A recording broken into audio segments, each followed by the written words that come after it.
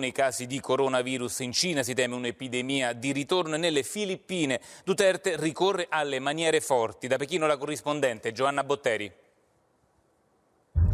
I social media, non le agenzie ufficiali, riportano dalla contea di Jia, nella provincia dell'Henan, le immagini che preoccupano la Cina. Una nuova quarantena per 900.000 persone dopo una serie di contagi interni, i primi dopo lungo tempo. Dopo che i dati hanno dato un quasi completo contenimento del virus, ma anche centinaia di infezioni portate da fuori.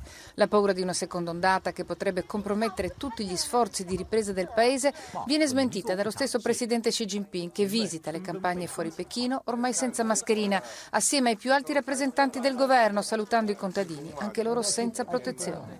A Wuhan, in attesa della fine dell'isolamento prevista l'8 aprile, la vita sembra riprendere decisamente, le strade sono piene.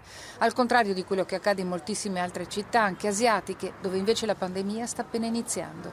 Città come Manila, capitale delle Filippine, dove il presidente Duterte ha ordinato